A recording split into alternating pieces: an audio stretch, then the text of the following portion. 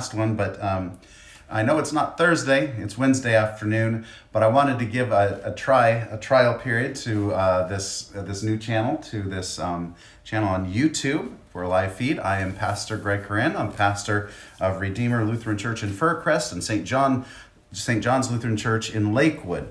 That's a fairly new thing, and because I wanted to be able to get to everyone, I thought I would try a new platform. So we're trying YouTube. Hopefully you're able to find me here. Let me know if you've received notice, if YouTube let you know that I'd gone live, whether before or after.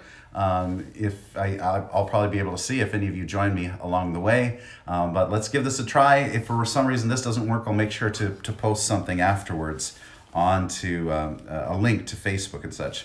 But I thought what I'd do is just kind of share with you a couple of reflections that I'm having. I'm reading this, the Book of Joy, Book of Joy by the Dalai Lama, Desmond Tutu, and Douglas Adams.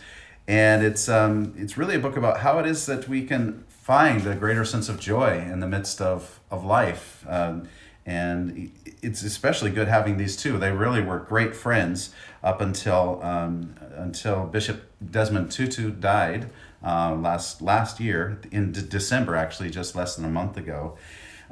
They were good friends, and both of them had been through a lot in their life, and so they had a lot to share. They have a lot to share about what does it mean to find happiness. And actually, they've studied about this topic. They both have studied deeply with psychologists and others.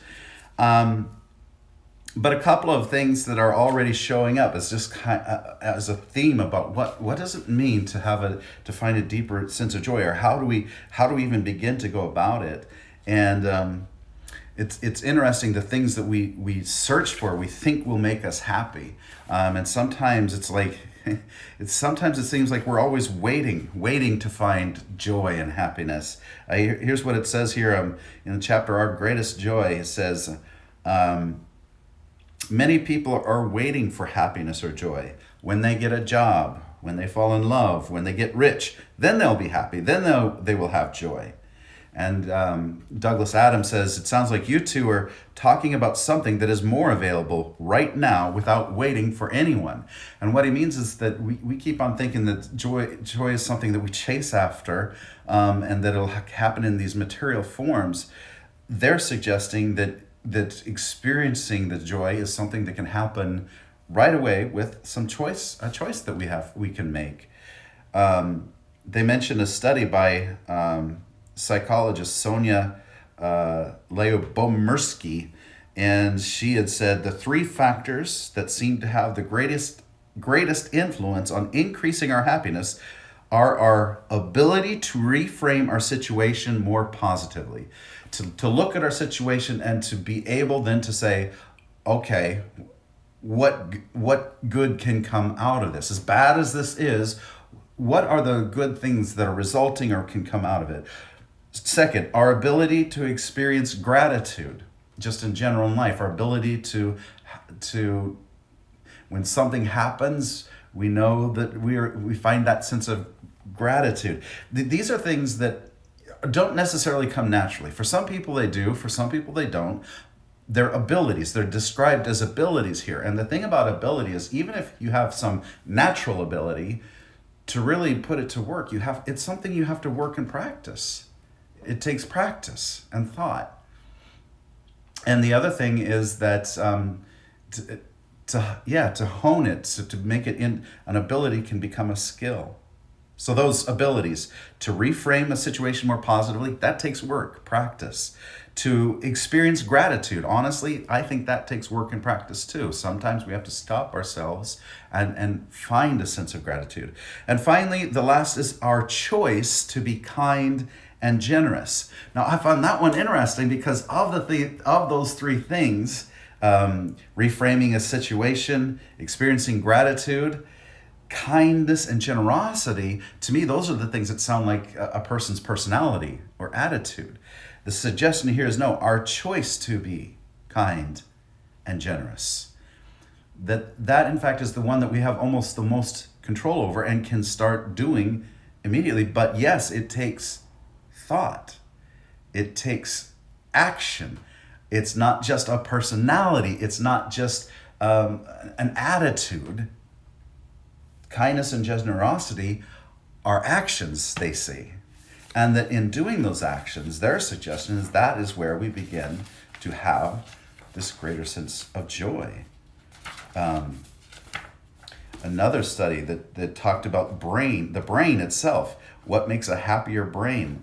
And it suggested 4 things that, but again, they were like, the first for a happy brain, Davidson is the neuroscientist. 4 independent brain circuits that influence our lasting well-being. He says, the first is our ability to maintain positive states. Second, our ability to recover from negative states. Again, things that we might have some natural ability or not, but that can be honed and worked on.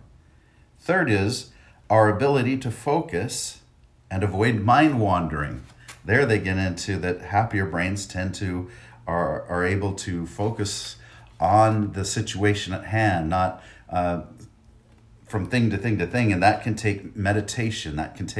That takes work. Boy, I need work on that. The fourth is our ability to be generous. Again, this is described as an ability, but the Dalai Lama and Bishop Tutu kind of suggest that last thing is what ends up being key. Getting out of ourselves. They talk about finding solidarity when you're suffering, to find solidarity with others who suffer, and in widening circles, so that you have a sense of this. You're not in this alone. You're not the only one. You're not in it alone. Others are there, which can then inspire us to reach out. The idea of getting ourselves out of focusing on this very limited world of me, to think more about other people. Anyway, just a few thoughts, and I'm sure I'm hoping some people read along with me on this one. But also, this was an attempt to kind of practice and see how this platform works. Let me know what you think. Now, while I was talking, a little rectangle appeared on my screen. We'll see if it appears in the recording. Again, let me know if that happens to you. Take care. Bye-bye.